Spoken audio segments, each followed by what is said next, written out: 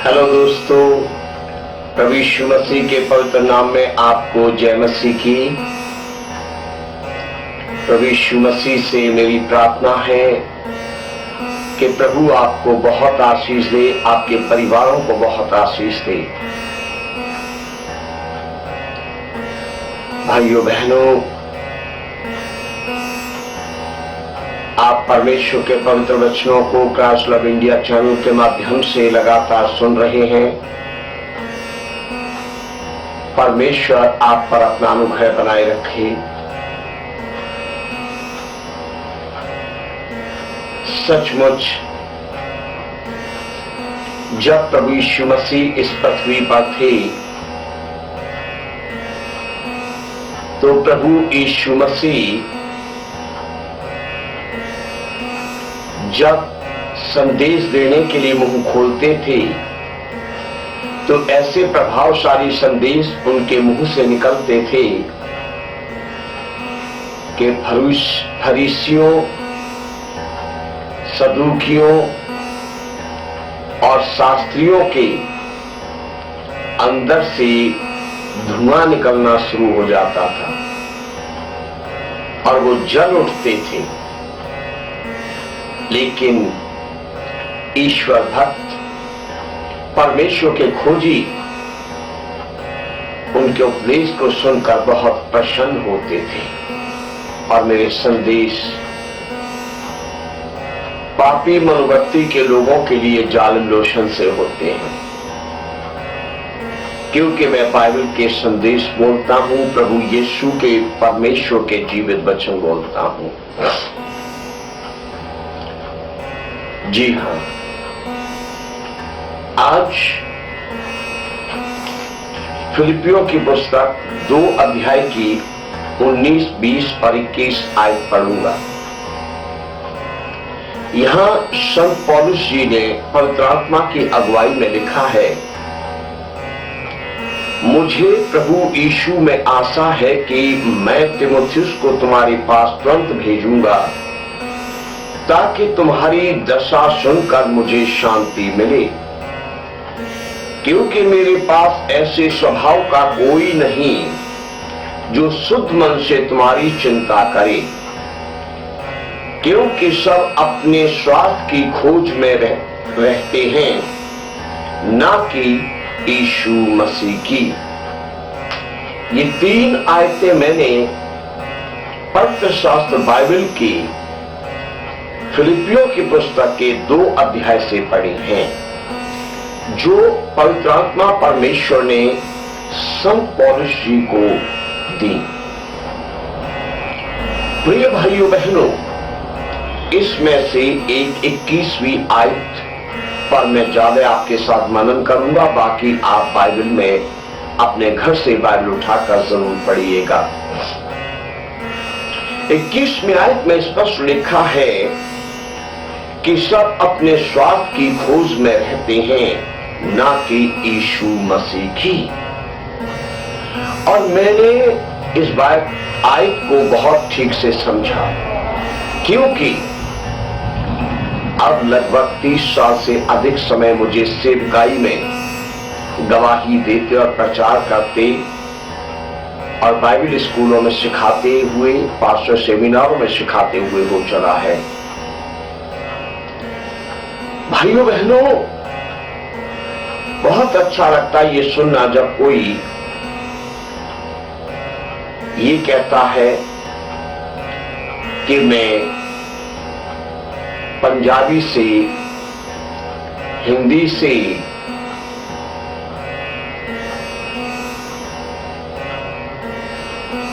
अंग्रेजी का तर्जुमा कर सकता हूं।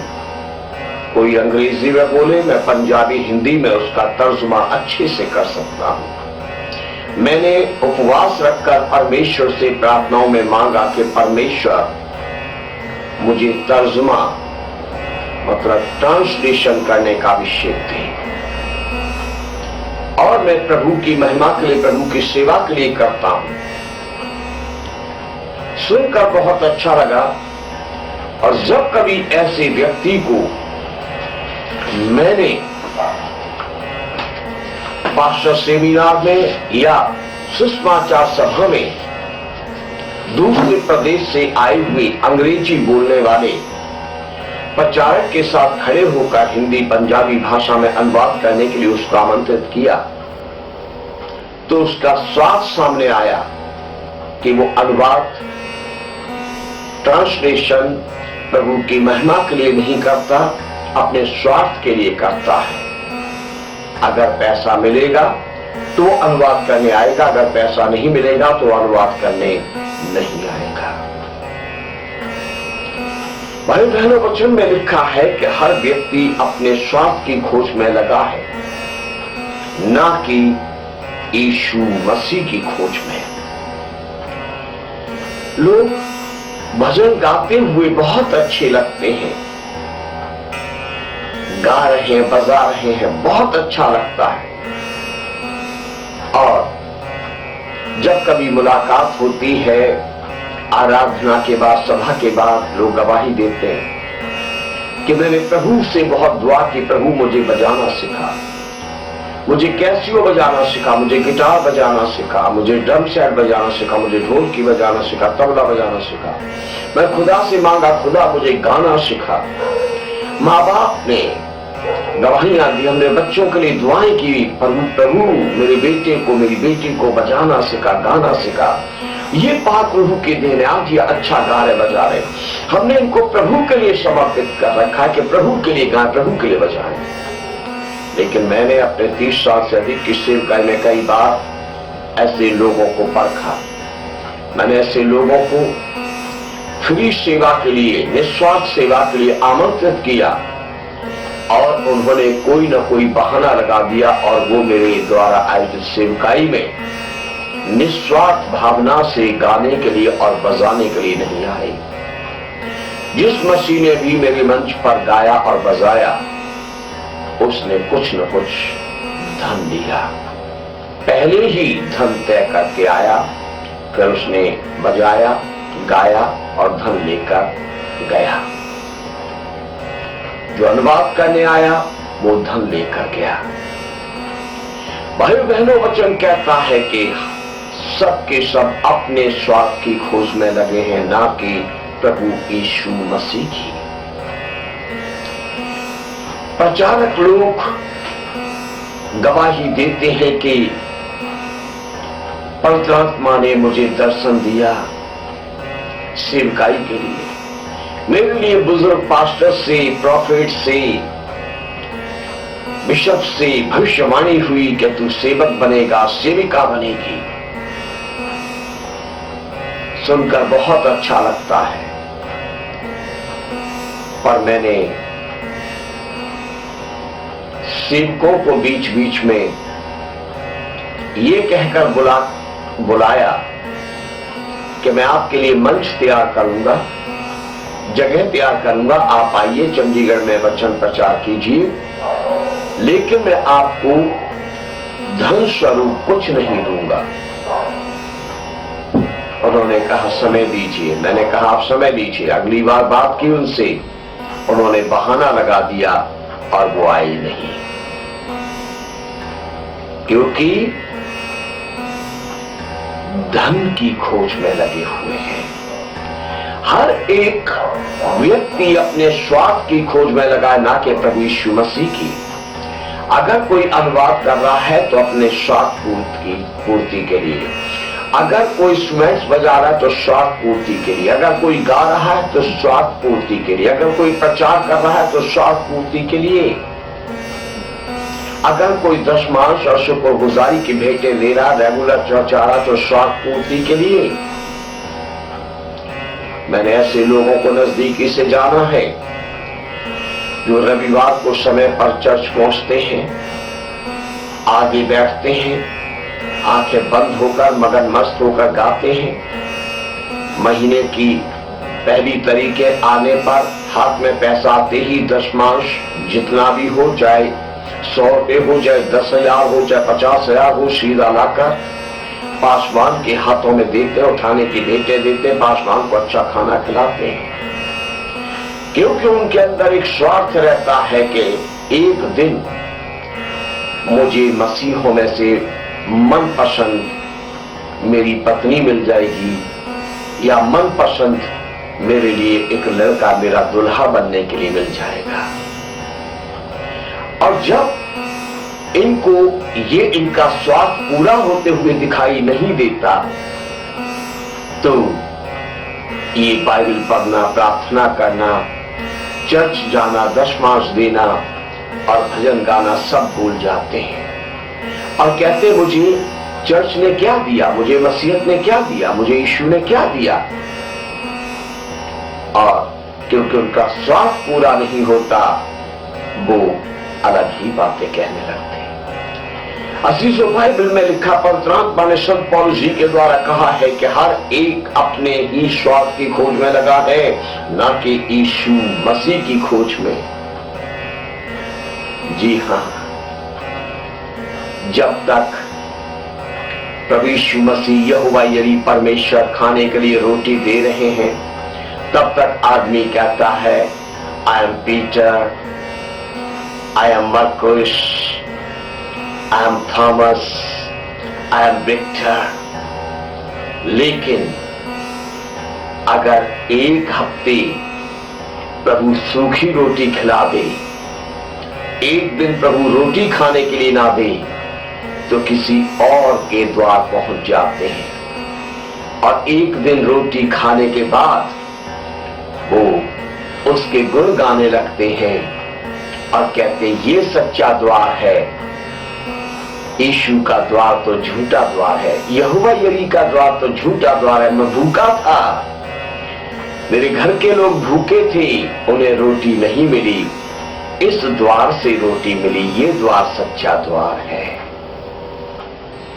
ये स्वार्थी है, सब अपने स्वार्थ की खोज में लगे हैं, ना कि प्रभु यीशु मसीह की खोज में। जब तक रोटी मिलती रही मैं सच्चा मसीही हूं, जीना मसीह और मरना नफा है, ये सब कहने की बातें हैं। जिस दिन रोटी नहीं मिली कहीं और चले गए। मेरे भाइयों बहनों, हर एक अपने स्वार्थ की खोज में लगा है, ना कि यीशु मसीह की स्वार्थ खोज में। अगर आप व्यक्ति की जरूरत पूरा कर देते, उसका स्वार्थ पूरा कर देते हैं तो वो आपकी मिशन का आई कार्ड लेगा, आपको रिपोर्टिंग करेगा, हर महीने की पहली तारीखों को आपके दरवाजे पर दौड़ाएगा, आपके गुण गाते गाते उसकी जुबान नहीं थकेगी। लेकिन जिस दिन आप उसको आर्थिक मदद देना, आटे की थैली देना बंद कर देंगे, उस दिन वो बेवफा औरत के तरह आपका दरवाजा भूल जाएगा और ऐसे व्यक्ति को ढूंढेगा जो उसका स्वार्थ पूरा कर सके। आप जो मिशनों में सेवकाई कर रहे हैं, ऐसा मत समझिए कि प्रभु की सेवकाई कर रहे हैं, वो अपने स्वार्थ को पूरा कर रहे हैं। बहुत से लोग मेरे पास आए, मैं उन्हें क्या दे सकता हूं? मैंने कहा मैं आपको प्रेम दे सकता हूं, आपके साथ दुख सुख में कंधे से कंधा मिलाकर खड़ा हो सकता हूं, लेकिन रोटी यहोवा यरी देंगे, पैसा यहोवा यरी देंगे। ये कहकर गए कि हम जल्दी मिलेंगे, लेकिन उस नूह की कबूतरी के समान जो उसने अपने जहाज से निकालकर उड़ाई थी कि सूखी जमीन की था लेकर वापस लौटेगी और नहीं लौटी, वैसे वो भी लौटकर फिर कभी मेरे दरवाजे पर नहीं आए। अजीजों, वचन सच्चा है जो ये कहता सबके सब अपने स्वार्थ की खोज में लगे हैं, ना कि यीशु मसीह की खोज में। जी हां, लोग साल साल 2-2 साल याद नहीं करते, कभी फोन नहीं करते, व्हाट्सएप पर कभी मैसेज नहीं लगते, कभी मैसेज का रिप्लाई नहीं करते, फेसबुक से अनफ्रेंड कर देते हैं। लेकिन जब उनको लगता है कि राजेश चौहान है जिससे मेरा स्वार्थ पूरा हो सकता है, तो वो फोन करते हैं, हाल चाल पूछते हैं, व्हाट्सएप पर मैसेज लिखते हैं, हाल चाल पूछते हैं, फेसबुक पर मैसेज लिखते हैं, हाल चाल पूछते हैं, क्योंकि अब उन्हें लगता है कि यही वो व्यक्ति है जो मेरा स्वार्थ पूरा कर सकता है। बहुत करीब से मैंने स्वार्थियों को देखा, जब ये वचन पढ़ा पाक गुरु ने मेरे दिल से बातें की और मुझे समझा ये वचन बिल्कुल सच्चा है। ऐसे व्यक्ति नहीं रहे जो शुद्ध विवेक से प्रभु के पीछे चलते हैं। ऐसे व्यक्ति नहीं रहे जो शुद्ध मन से प्रभु की खोज करते हो, जो शुद्ध मन से प्रभु के राज्य को उठाने की चिंता में रहते हो, जो शुद्ध मन से प्रभु की इच्छा पूरी करने की चिंता में रहते हो।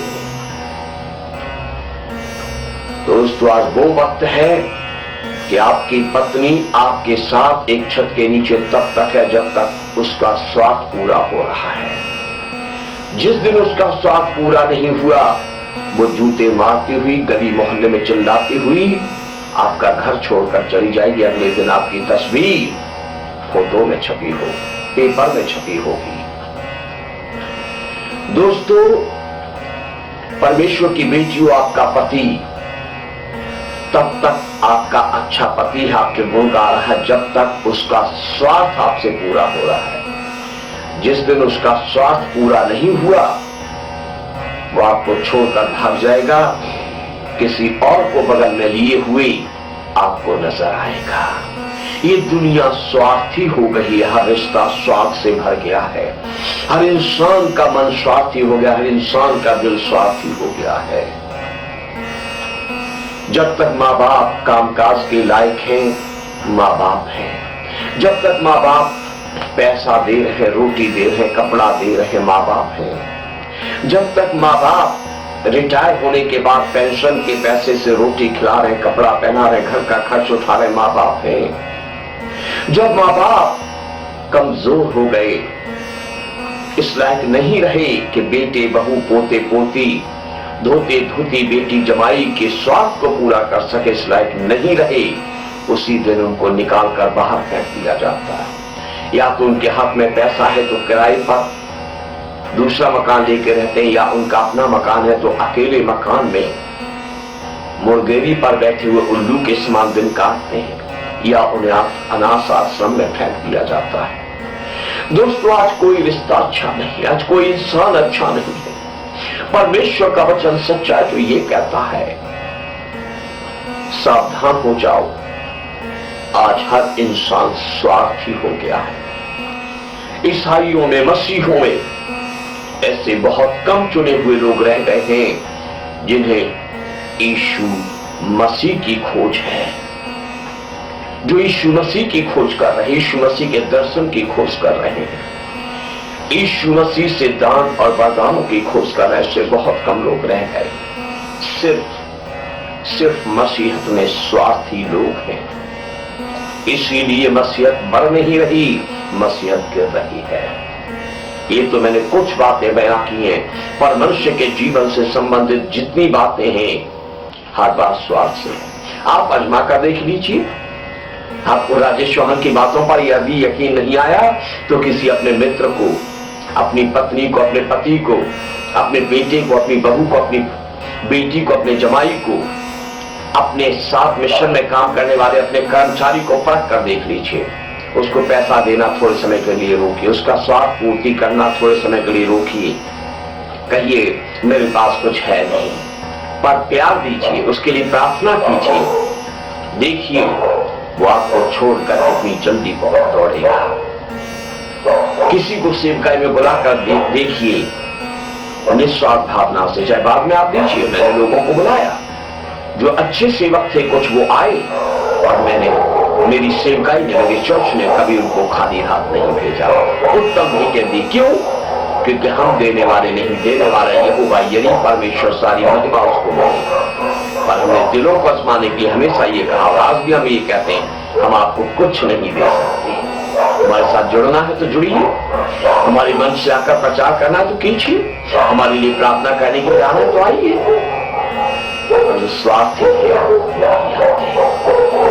कोई कभी वही आएगा जो केवल यीशु मसीह की खोज में लगा है, जो केवल जीवित परमेश्वर की खोज में लगा हुआ है, जो केवल स्वर्ग की खोज में लगा हुआ है, जो स्वर्गीय परमेश्वर के राज्य की खोज में लगा है, जो उसके धर्म की खोज में लगा है, जो स्वर्ग जाने वाले रास्ते की खोज में लगा है, जो सत्य की खोज में लगा है, जो धार्मिकता की खोज में लगा है, जो स्वर्ग से मिलने वाले यीशु मसीह से मिलने वाले जीवन के मुकुट की खोज में लगा है, वही आपके निकट आएगा।